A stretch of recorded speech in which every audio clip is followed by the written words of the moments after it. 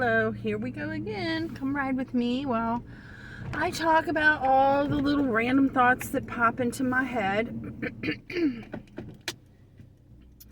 My name is Jenny. If you're new here, welcome to my channel. And if you're returning, well, welcome back. Wow, we had a storm yesterday. It looks like it blew over my neighbor's light post. I guess that's what happened. I don't know. You are welcome to comment in the comment section below. I don't care if you agree with what I have to say, but I do ask that you keep your comments polite. It's right. So last night, President Trump gave a speech to Congress. This is his first speech, I believe, in Congress in this term, and it was something else. And y'all, let me tell, okay, I'm going to start it off this way. It doesn't matter whether you're a Democrat or a Republican or an independent, anything in between, we're still Americans, okay? And President Lincoln said it, but it actually comes from the Bible, and what he said was, house divided against itself cannot stand. And what I saw last night was a house divided against itself. I am so sorry. I am so sorry. I just...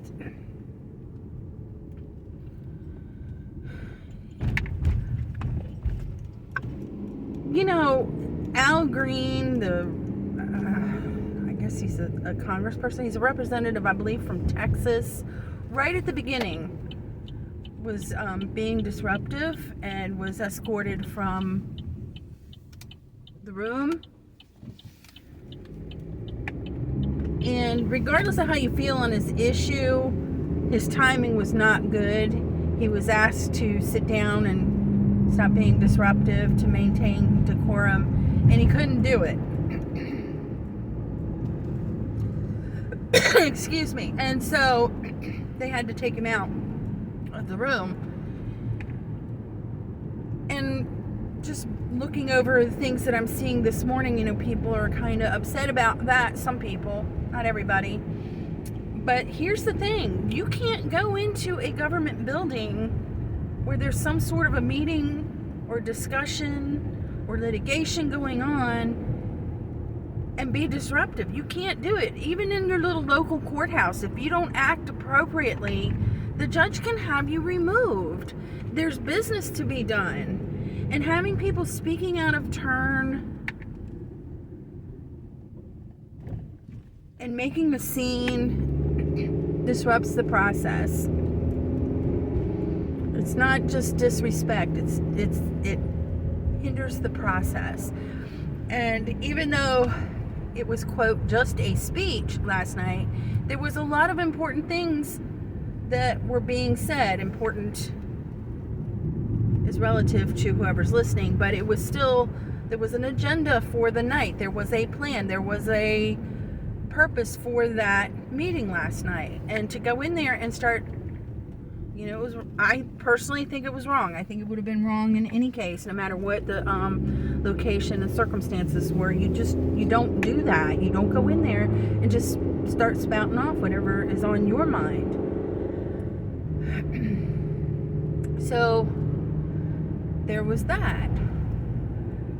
And I know that the Democrats were protesting Donald Trump, and in and of itself, I personally don't have an issue with that. I don't even have an issue with them raising the signs, regardless of whether I believe what they had to say or not. You can hold up a sign without being disruptive. They were quiet. The rest of the people were basically quiet.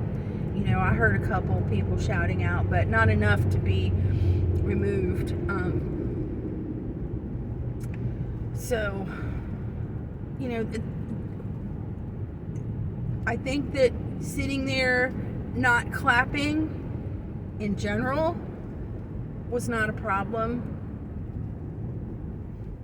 But there were some instances where they absolutely refused to clap or acknowledge some things that were stated that would be good for everybody.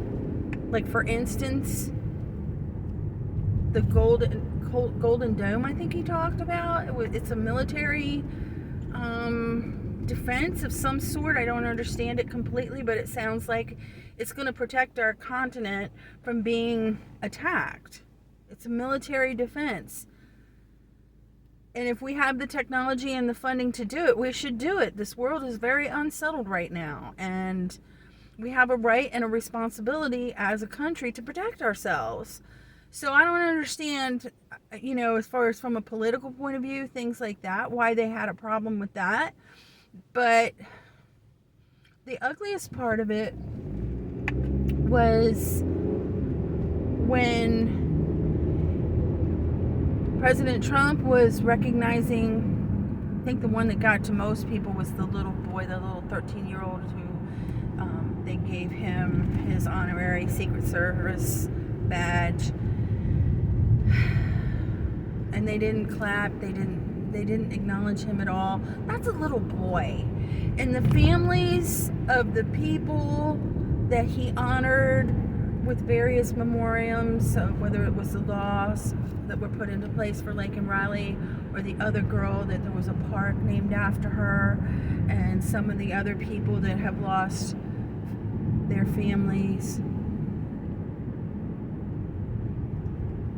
That was ugly. I'm so sorry, but that was ugly. And those people were Americans, Those people are Americans. It doesn't matter if they're Democrat or Republican. They're citizens of this country, and some of them are children. And if you can't even be happy for a child, I just don't understand that. I don't understand that. And like I said, there's no need to agree with everything. I'm not saying agree with everything that he's doing. You don't have to. Some of it I have some uncertainty myself. I'm kind of worried about. I don't know, I'm not rich. I don't have unlimited funds. I don't want to pay $8 for a dozen eggs. And I don't want the young men in my family and my community going somewhere and being murdered for no reason or no good reason when it could be prevented. I just don't want it. And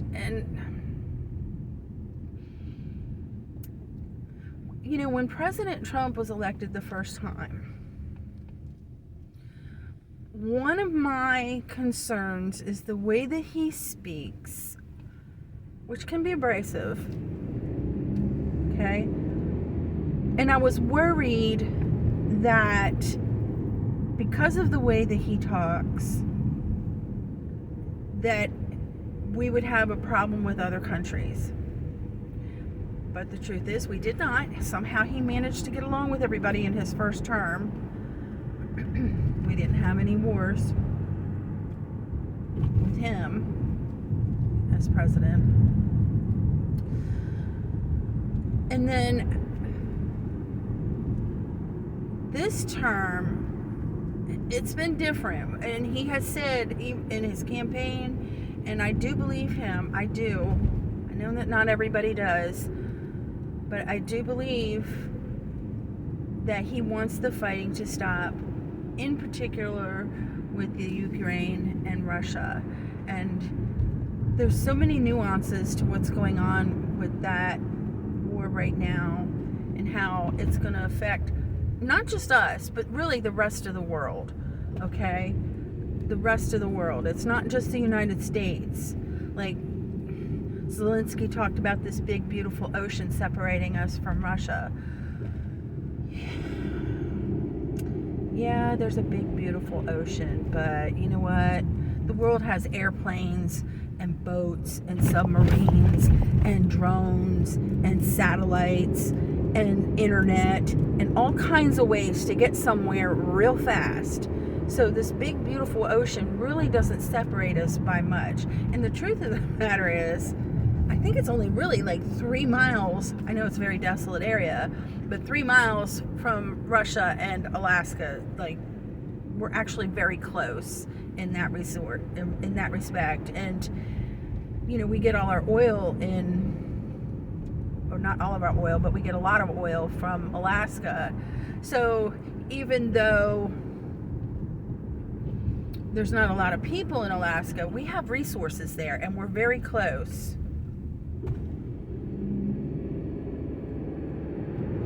Just let that sink in for a minute. You want to cripple somebody? Take away their resources.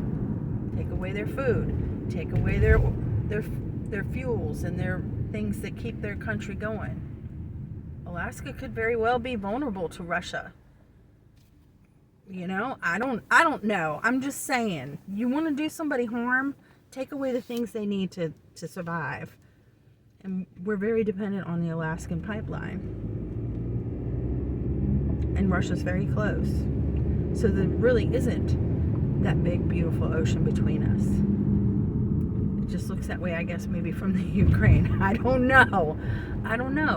But that's just a side note. I mean, honestly, nobody's asking anybody to agree with every single thing. That's why we have discussions. That's why we have deliberations. That's why we have negotiations. That's why we bring things to the table and we talk it over and we hash it out. And the thing that concerns me the most about this, last night was really just a public gathering to talk about, to kickstart things, to get the ball rolling for the work that needs to be done. It's really supposed to motivate people, I kind of think. That's what it should have been doing. And literally half of that room sat there with an attitude. So what I'm worried about is when the time comes to do the actual work, what kind of problems are we going to have? What kind of problems are we, you and me, going to have, because the people in that room cannot come to some sort of an agreement on things that are going to affect you and I here out on Main Street in the United States, when we go to the grocery store and we go to the gas pump and all these other things that we have to deal with when we turn the lights on. Should we run the air conditioner or not? Should we turn the heat on in our house or not? That's what I'm thinking. That because there's so much, this is emotional, okay? This is not political. This is emotional. This is emotional, and it worries me. It really, really worries me. And we've got 2 years for the midterm elections, and I really, really hope that people are paying very, very close attention to what is going on, the actual things that are happening in the House, in the Senate, in the offices, where these people are supposed to be doing their jobs and they're having their discussions, etc., etc. Not the memes, not on the news. You can actually see conversations, recorded conversations, and I would choose, if I were you, to look for the whole unedited conversations, not in the mainstream news, because they clip and they edit to serve their own purpose. Okay? Look at the whole thing. Try to get as much of the actual footage as you can before you make a decision, because you cannot believe everything you see anymore, and there's so much manipulation going on that it's hard to know what is fact and what is fiction. I'm not claiming to be fact or fiction here. I'm just telling you what I saw. I'm not even a journalist. I'm just a person, just like you. And I'm really, really concerned, broadly concerned about what is going on here. And the president, okay, the president in general, no matter who it is, cannot be effective without cooperation from the House and the Senate. That is the way that it goes. Okay? That's the way it goes. There has to be cooperation between the two parties, and I'm not seeing it. I am so sorry, but I'm not seeing it. And there's certain things that just are not going to be done until it goes between these two parties in that house. And it's not even between the two parties. At that point, when it comes down to a vote, it's not even between the two parties. It's on the individual that represents you and me. Okay, so if you live in a district that has a congressperson that's not affiliated with your party, they still represent you. You understand what I'm saying here? They won that election, and now they're going to Congress to represent you, whether they're Democrat or Republican. You see? Or to the Senate. They represent us. Us.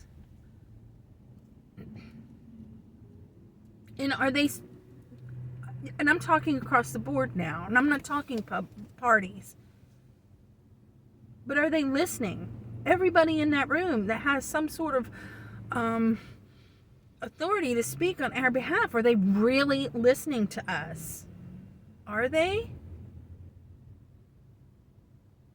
I don't know. I don't feel so confident about it, to be honest. I heard about things last night that I didn't know about, that Golden Dome. I mean, and he talked about Ronald Reagan wanted to do it and we didn't have the technology. And, you know, Ronald Reagan's second term is the first time when I was old enough to vote at all. And we were fighting with Iran at the time, and we had hostages in Iran. Excuse me. And there were things going on that were kind of scary here. You know, I was 18 and 20 years old, and I was worried that a lot of my friends were going to end up fighting in a war. As a matter of fact, my first husband was actually in the Army when I knew him before that. But when we got married, he was in the Army, you know, and I was concerned that people that I knew were going to lose their lives if we ended up having to fight. It didn't work out that way, thank God. But Ronald Reagan did implement these, they called them interceptors. I don't know what they call them now. I think they have another name now. But basically, how it works is if somebody directs a bomb at us, this interceptor will blow it up in the air where it doesn't hurt anybody. Why can't we have a dome? That Golden Dome. It's not a real dome, by the way. It's like a protective... I'm assuming it's not a real dome. I mean, that's a little bit too Stephen King for me, but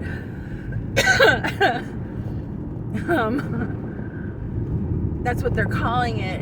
It's an area that is protected by our military. Just seems like common sense to me with all the cuckoos. I mean, you know, not everybody wants world peace. Some people want world dominion. I don't know. That's just my thoughts.